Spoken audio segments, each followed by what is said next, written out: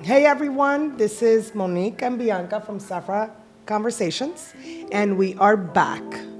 We want to get everybody up to date with all the changes that have been going on. It's been a while. And everything that has really progressed since the last time we got together. You know, it's definitely been a while since we had the chance to sit down and do this, so we're excited to be here. Yeah. So tell me, what's up? ¿Qué está pasando? I got a new baby coming. Yes. Yeah, that's exciting. I'm going from 2 to 3, and that's the biggest thing right now. Just getting ready. Have a few more months, and we're getting ready to do this all over again. Where are you on your journey? I'm finishing the first trimester, which is bittersweet because this is the last first trimester I'll have. We had this conversation earlier, but yeah, no, this is the last. Please explain to me why again. It's been hell.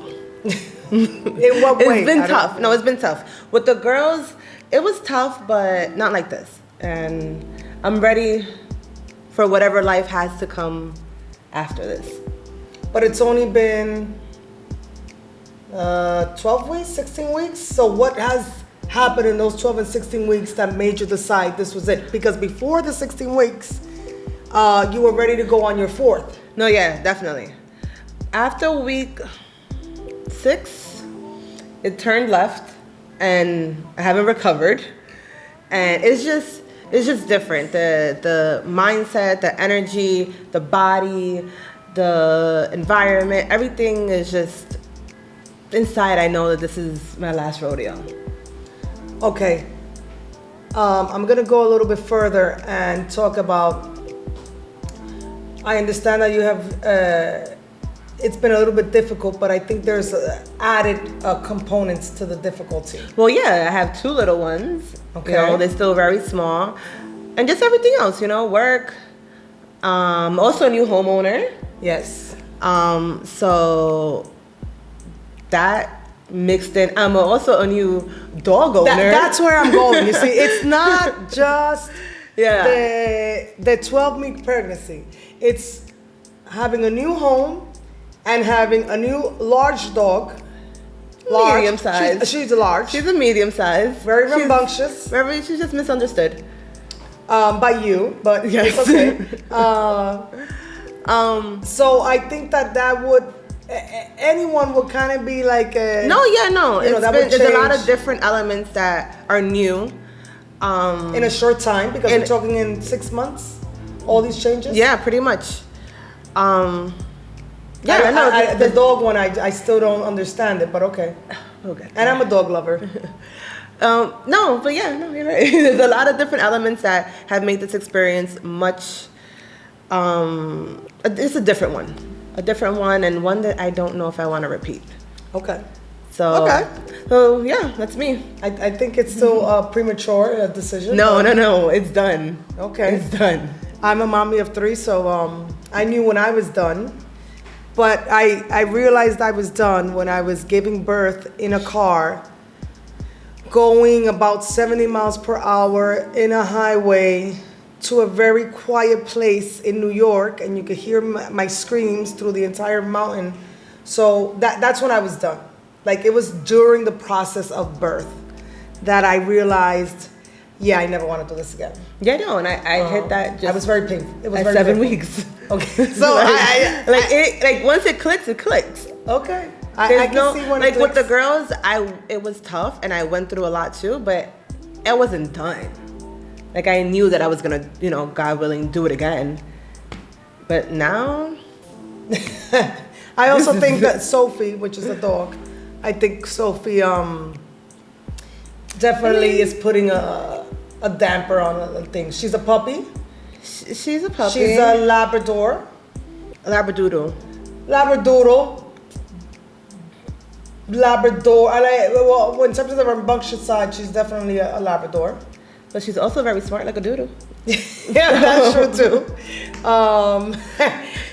And she's a puppet. Like She's definitely added.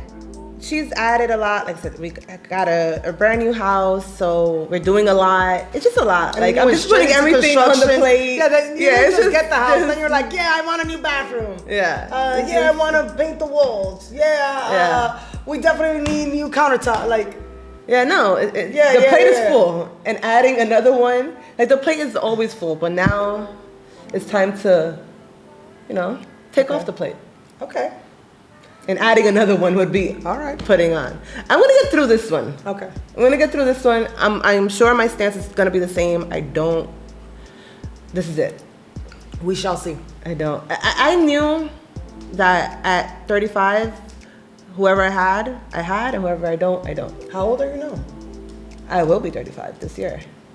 Okay, but you're not 35 yet, so it's impossible for me to have another one in a month. Yeah, but you could think about something, from here to there, you could be like, you know what? That was in the moment. No. You've been, away from your house for a couple of weeks. You don't even know how old I am? I have to do the math. Shame. And the math is sometimes it gets like, I don't even know how old I am half the time. And I think we've come, we had this conversation que varias veces me han dicho that I'm a different age to the point that I have even gotten into little arguments twice about my age. Yes. And both arguments, I was wrong. Sometimes people ask me my age and I have to look at Chip and say, how old am I again? I think that, someone mentioned to me that was effects from the pandemic. I don't know how true that is, so I'm just gonna go with that. That was like the injection made me lose like track of what was going on. And to be honest with you, sometimes I even get a little flustered because not necessarily that I forget my kid's age, but I kind of have to like really think about it. Yeah. And I don't know if that happens to other people, but it definitely it freaks me out. Yeah, that happened to me with their birthdays. It took me a long time to learn their birthdays. I did not know that. A long time. But what's going on with you? What's going on with me? Well, first, I will say that I am 42 years old. I do know my age at this moment. And that's also pretty easy because I was born in 1980. So the math is always easy. It's not like I got to do a lot of, resta y suma y divide. It's 1980 to whatever age. But anyway, I'm 42 years old. I've done a lot of inventos. Some of them have panned out. Some of them have not. My latest one has been Saffra Co-work. Saffra Co-work came up. It's a co-work space. Which is killing it. It is. It was, I would say, a little bit. It was the thought process was a lot. It's kind of like a baby, really. Mm-hmm. So we thought about this idea. It was an infused idea from two spaces that I really, really, really loved. One of the spaces, I'll always have that memory that I really thought it was a lobby of a hotel until you were like, no, this is a co-work. No, but it was a lobby. But it was on the side, and then when you go in, it is the lobby. Yeah. And then it's just like, whoa. And I was so amazed. Yeah. And then I had this great idea of meshing Casa Saffra, the idea of Casa Saffra of having all these elements that, you love, from art to cleanliness to just a clean space in terms of places to work, places to live. Yeah. And putting it in a co-work space. And in the process of me trying to find a better mental state, I tried to create a space for other people to try to find that as well. Mm-hmm. So I had to keep a lot of the elements hidden from people that were actually supporting me, only because it was a kind of a radical idea. Yeah. But at the end, it worked out. Mm-hmm. We are almost full to capacity. And we are growing. So that's my new baby. And that's where I started. I started finding passion in Casa Saffra because it came to a point in my life when I always remember I was 36 years old. And I'm sure you remember what happened, that all of a sudden I just wanted to change. I wanted something to change. I didn't know how it was going to change. It first started with an idea of taking buildings in New York and adding color to the exterior of it. I don't know if you remember. Yeah. And it was at 462 on 137th Street. Mm-hmm. And I wanted to, it was a very old building, and I wanted to bring life to it. Bring life to it.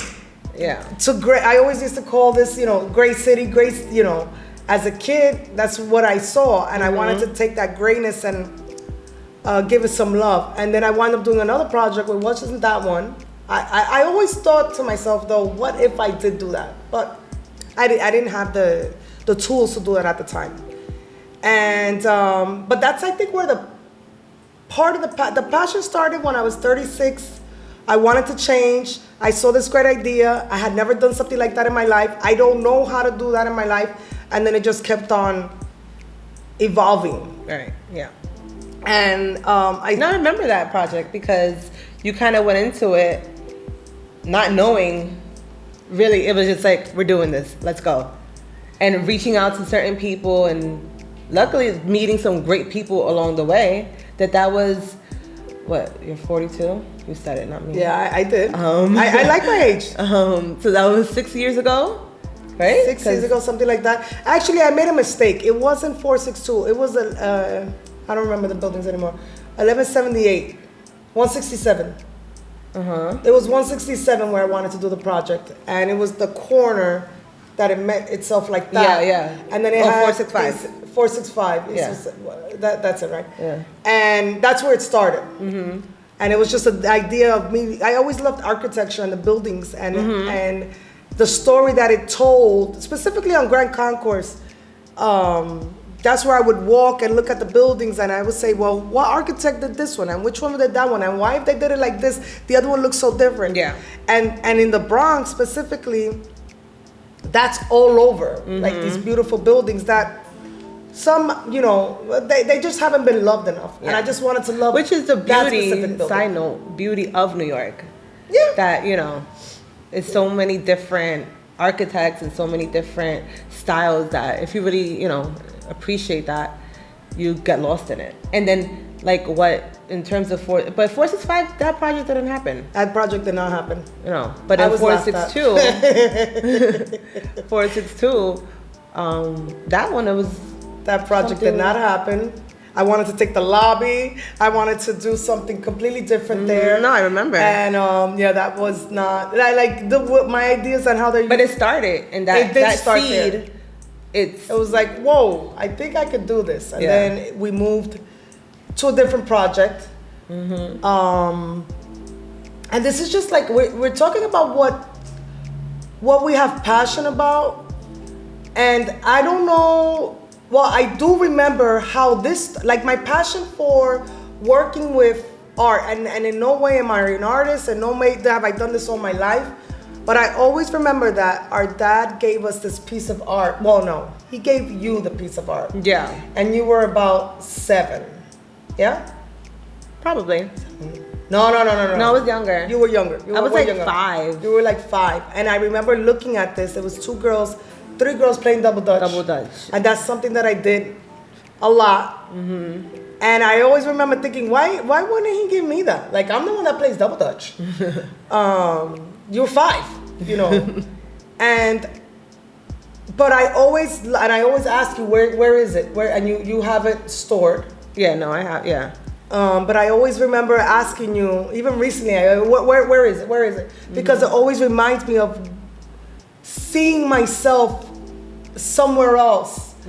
And it's so funny you mentioned that piece of art because I was 5, but I vividly remember because it came in the mail, and it came all the glass had shattered. Because by the time it came from New York to Puerto Rico, it was broken. But at 5 years old, I vividly remember receiving it. So the impact that picture had.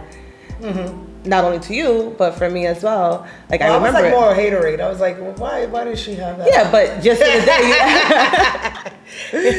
I was like, rude. I'm the one that plays double dutch. But just the other day, you asked for it. So it still had an impact. It still does because I think that's where And I'm not giving it up, so you can Well, stop I'm trying to asking. convince you. I think it would be a nice element for the co-work, to be honest with you. But that's where that started. Yeah. Then I start at the age of about 20 collecting reprints and beautiful pieces of art, but you know, they didn't really, you know. And I would take the $20 piece of art and then I would frame it and it would cost me like $150. And then I did not have a home like that. So I would have to put it in everybody else's houses. And then when Casa Saffra started, I started collecting my pieces that I had in other people's homes, and they were pretty happy about that part. Like, yeah, I'm gonna need that back. So my passion started really early. I just didn't know it. Yeah. But I will have to say that it started with that piece of art that our dad gave you specifically. Don't you forget it. So, Casa Saffra Work is a passion program, a passion project of pushing, you know, what I want to see firsthand, but also trying to create a well-balanced space of work. And you've seen this grow from, you know, the idea to what it is. And I want to hear your thoughts because you're kind of in and out of Puerto Rico. Yeah. And you sometimes I call you, I say, what do you think about this? But when you see it now, what do you think? It's phenomenal. It's something that it was, like you said, it started from going to, and it wasn't like we even meant to go there. It was just seeing this place and falling completely in love, and to see it, for you to put your own spin on it, and because there's co-works, but not like Saffra work, you know, and to see you accomplish that and you do that, it's super dope, and it's super, like, you have to just be proud of it, and which I'm very proud of you, and well, I'm always proud of you, but it's something that I have seen you grow from its infancy to all the way now, and it's a space that anybody that goes in there, you just want to be in.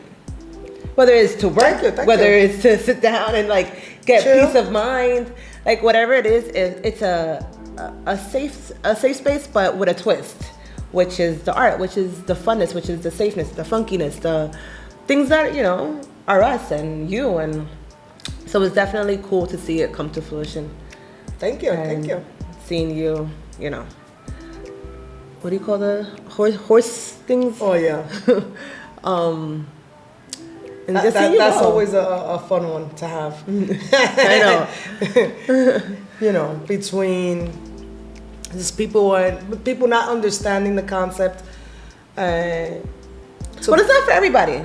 It's not. It's not for everybody, and that's the thing about businesses. Like when you have your niche, and you have works for you, it works. It doesn't. Okay. Now, all in all, you know, we have family business, we have our families. Now, why do you think we should be passionate? Well, two questions. What are you passionate about? And why do you think we should be passionate about life? Well, I think passion is fluid. Like, I don't think that, like, what I was passionate about years ago is not what I'm passionate about now. And it's not what I'll be passionate about later. I mean, for the most part. Like, right now, I think, you know, it depends on where you're at in life. And right now, my passion is my kids and my family. And if I could be with them every second of the day, I would, until I am. And then I'm like, whoa.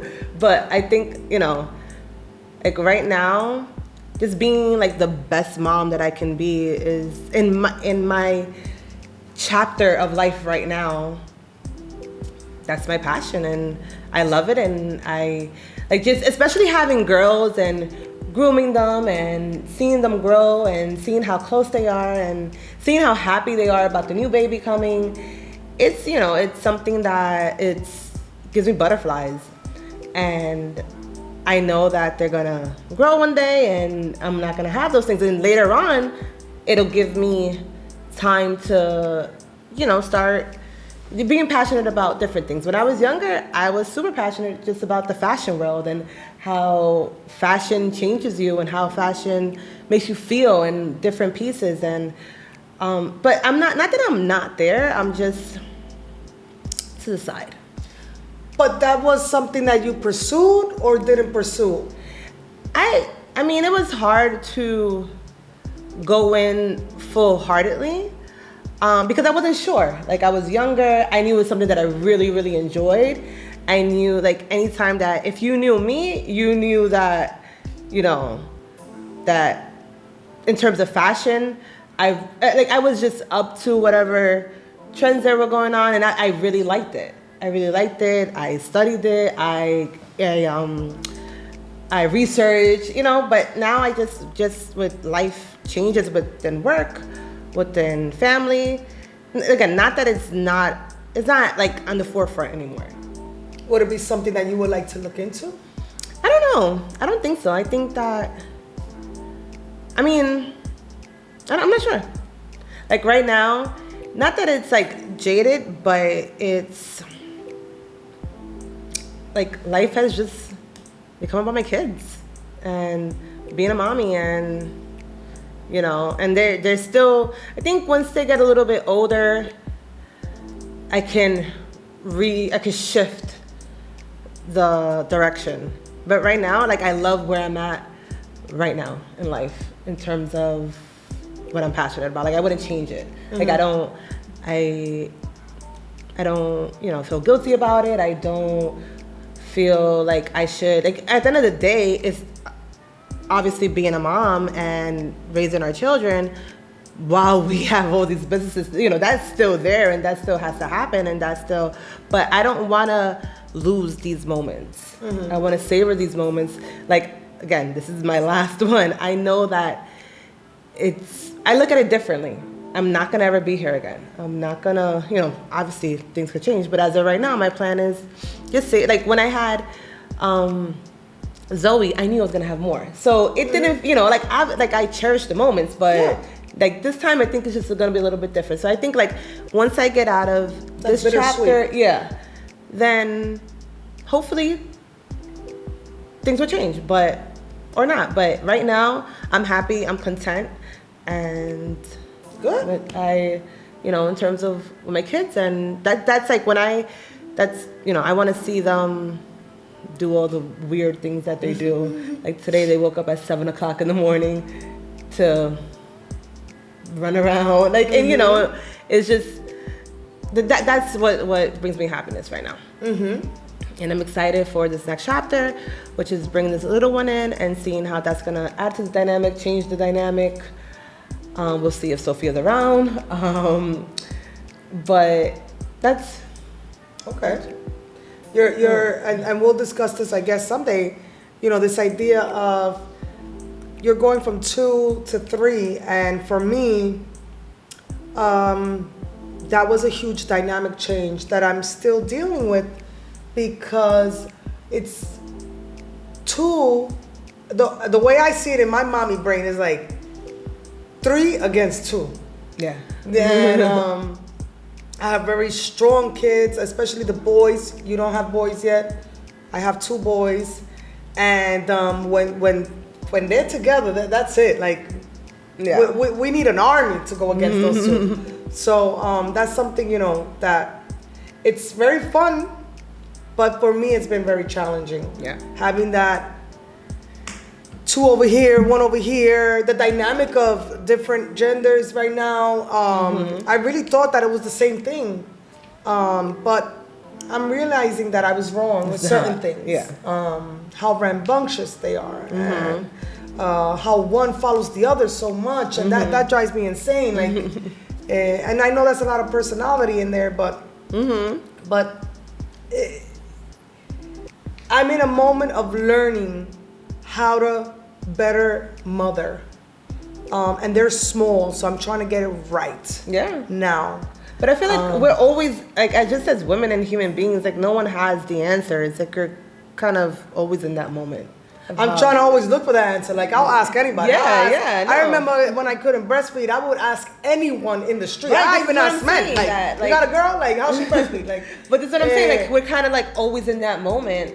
Yeah, I'm like aggressive with it. I'm looking over here. I'm and looking over there. Yeah. And the staff yesterday, I know one of them has 3 boys. I like sat her down. I was like, do your boys by any chance, do they get into physical problems? And she was like, yeah.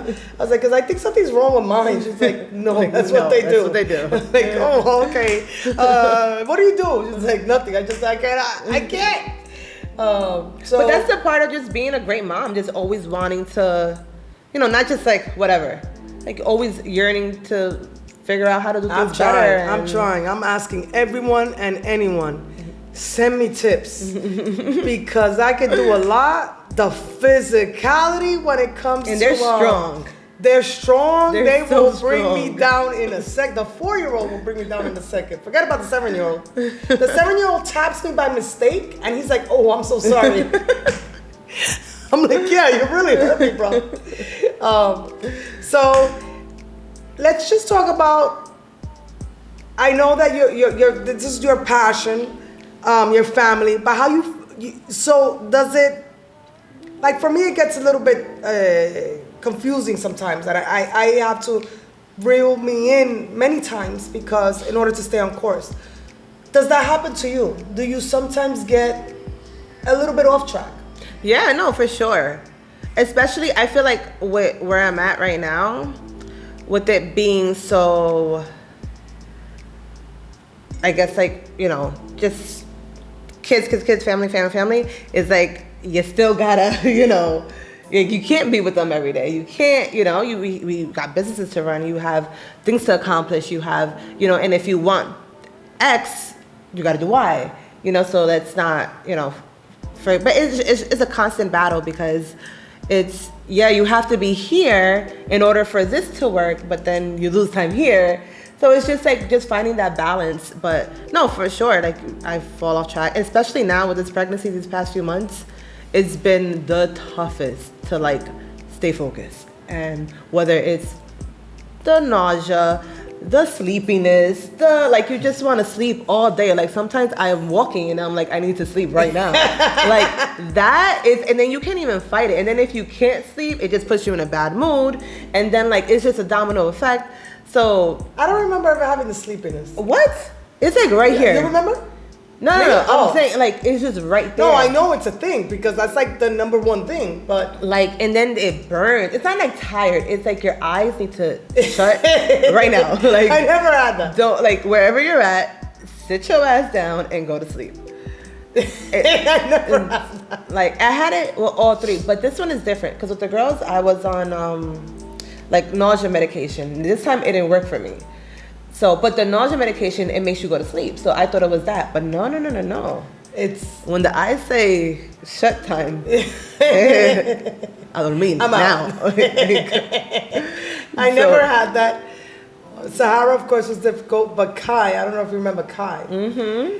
And I was 9 months, very sick. Mm-hmm.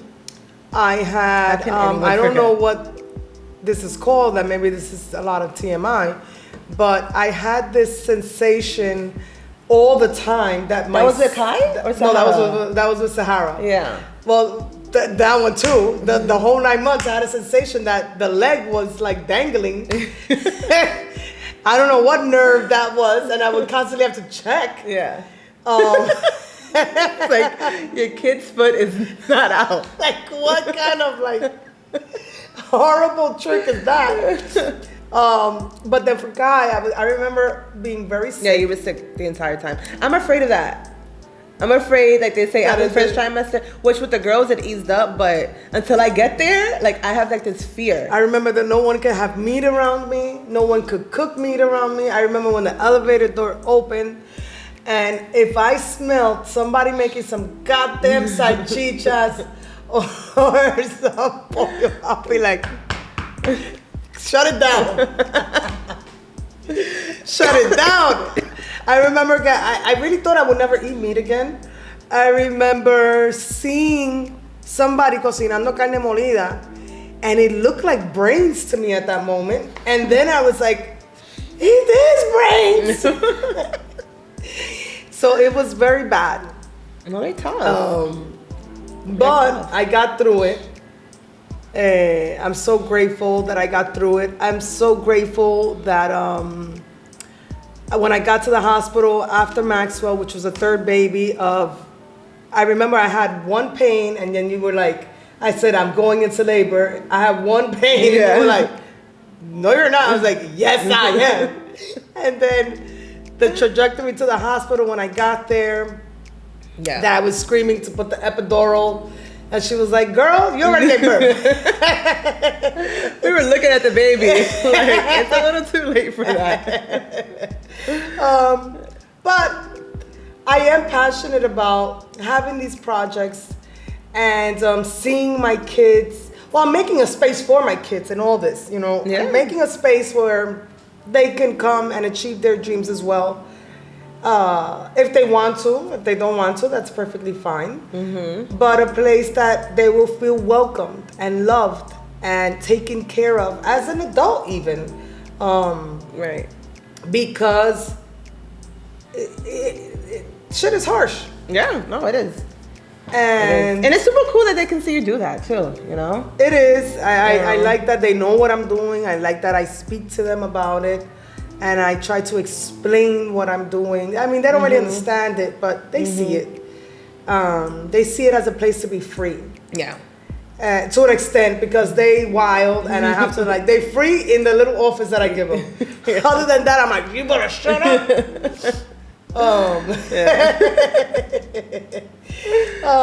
You gotta reel but them back. talking, you know, our passions, you have passion here and then you have fear here.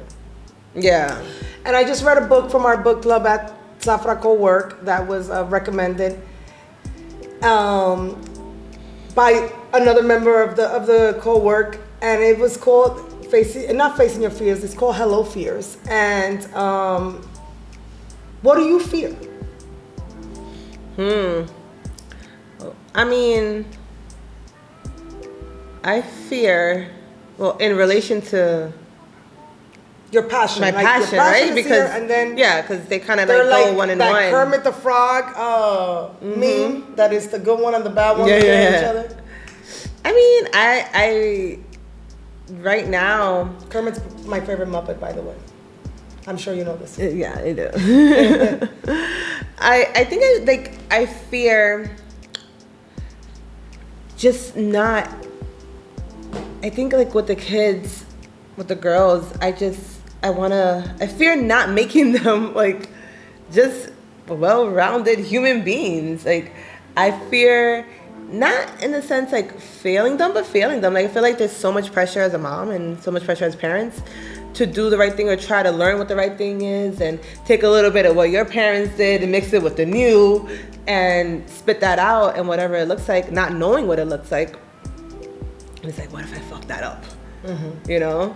And I think that in every day you go out and you try to teach them the right things and how to speak and how to do this and how to, and it's they do some wild stuff and it's I did not teach you that. But, Indy now, they talk about the twos, but I feel like they should talk about the fours. Yeah. Fours. Sassy fours. I have a 4-year-old that throws himself on the floor at the drop of a dime.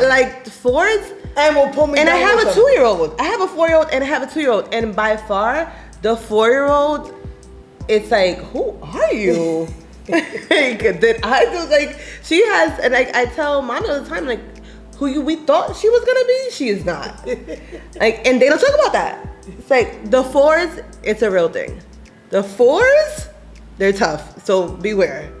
I'm Indy, did you say that? She's just sassy. She's just, and I'm I get it. And her personality is a lot of movement. Today she told me off. I was it's 7 o'clock in the morning. Why do we need this energy? But she got this new thing with going in with mommy all the time. She comes yeah. It's weird. It's like if they're sisters in a way. Like I've never had to talk to her so much. And she does it all the time with the eye roll. Yeah. Like, this lady over here. Yeah. Like, I'm like, they did not mention this. I thought after 2s we were done. But these 4s, and she's a newly 4-year-old. It's like, oh, hell no.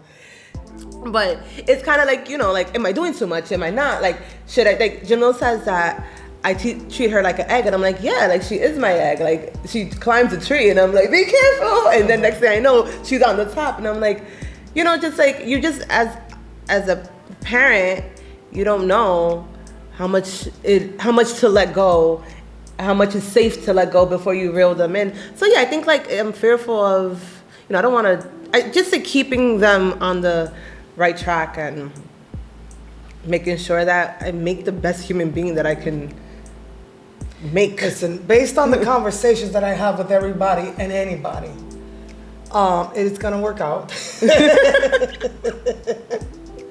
Because I feel like we come from very humble beginnings. And sometimes when I sit at a table in the past, because I come from that humble beginning, I didn't know the value I had. Fast forward, right? Because I'm taught to be humble, be humble, right. Be humble, be humble, be humble. And when I got to the table, I was still being humble, but on another level. Like, yeah. Like I didn't belong. Mm-hmm. But and in I your guess own that's head. the word, in my own head. Yeah. Kind of so when I had the kids, I'm like, I have to make them understand that they are valued. Not that my parents didn't show me value. We just never sat at those tables. Mm-hmm. But my father had that naturally, right? Your father had it naturally. Mm-hmm. My mom did too, but I didn't get that, whatever, that pill. Mm-hmm. So one of the things, and I know one time I said it wrong to someone else, and I'm sure that person was offended by what I said, which was, I want my kids to not be that humble. And what I was trying to say is that I just want them to, I just misspoke. Right. And I always, sometimes not flash forward. Flashback to that conversation when I saw that face of that person misunderstanding what I was trying to say. And what I was trying to say is that I want them to value themselves, right. Who they are, mm-hmm. where they're from, and understand that they belong. Mm-hmm. And that's one of the fears that I face every day, which is, and even the co-work. Sometimes I feel like I made it for when you don't feel like you belong. Mm-hmm. So you're not really, you're not that group, you're this one. Which is a bad way of looking at it, and now I see it, right? Because it's all in my brain. Part of it is in my brain, but part of it is real, mm-hmm, of how people have made you feel. Yeah. But with the kids, one of them is constantly, first of all, I really hope that they get their shit together in terms of, the 4-year-old throwing himself on the floor. I mean, I really hope I'm not going to have a 15-year-old doing this. I really hope that, but I don't know, because I spoke to someone yesterday, they were like, yeah, my 11-year-old does it too. I'm like, what? And that was yesterday, but I'm sure she said it in jest. With that, one of my fears is that to take away their fears. Mm-hmm. And being able to conquer and having the tools, and how do we do that without ourselves having the tools? So I gotta constantly be finding tools and getting words of advice, which I've always adopted people to be my mentors. They might not know it, but mm-hmm. I look up to them and I listen to them and I follow them, and sometimes that doesn't end well too, right? But it's all part of it. Yeah. And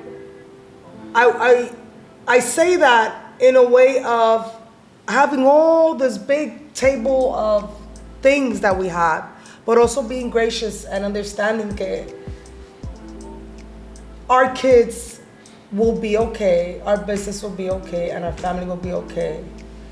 But we have to have thanks for all the components that are in it. Oh, for sure.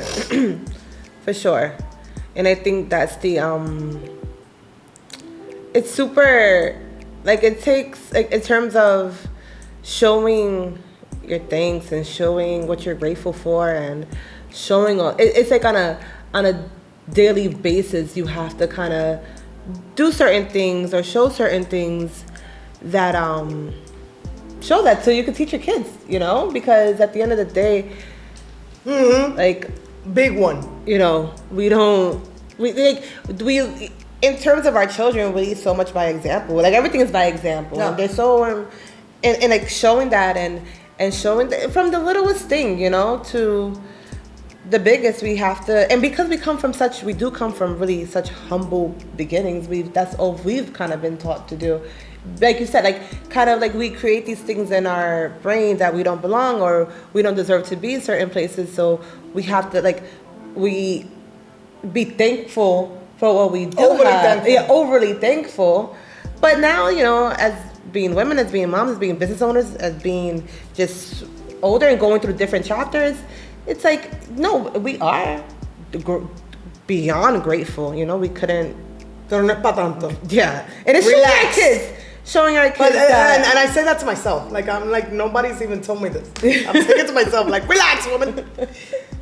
But, you know, it's showing, you know, reminding. Sometimes with the little one, I'm like, and what's the magic word? And you have to, you know, the that's magic all word good. is thank you. Yeah, you know, I'm not for certain really, things but as a no, es adult, que venga a coger algo and be like, dámelo. Which my kids have also done that. No, which we all do. Oh, They all do that. I don't know But, that guy. You know, it looks just like you. You can't go far. Little abuelo, that's the problem we got. But it's all in all, it's all, I guess, a big, you know, a big spectrum of finding balance, finding passion, facing your fear. Like, this shit gets complicated. Oh, for sure. And For sure. Yo espero, ¿verdad? For sure. And like That it calms down. yeah, but it takes work. It's not gonna come down. It takes no, work. you're getting another baby, Because- another dog. No, but life. No, not another dog. Life still goes on, and you have Kids to. are gonna kinda, get like, older. It's No, like it's, you know, you have to. You know, all those things are happening. Like like on both sides. Like my family is growing, your family grew in a different way, right? Your baby is I was like, work. But life still goes on. And when you get home, you still gotta be a mom. When you get home, you still gotta make sure that certain things are done. When you get home, and in the morning, you gotta, you know. So it's like, where's your shoes? yeah. You left them in school again? God damn it. No, yesterday, Zoe walked half the block without a shoe. I'm like, but wait, when did you lose a shoe? And why didn't you tell any of the 4 adults that are here? So it's constantly like, and it was I don't want to raining. miss the party. It's, you know, but, Yeah. you know, it like balance is, it's hard. Yeah. It's hard because you can't say, okay, I'm going to table that and I'll be back in 4 months. No, you got to do everything at the same time and make it work. Because nobody's going to feel bad for you. Like, you make it work and you figure your shit out. Alrighty. So thank you. We haven't spoken in a while. We haven't. This morning. You have a lot going on. I'll see you next time. See you next time. All right, guys. Thank you for being here with us.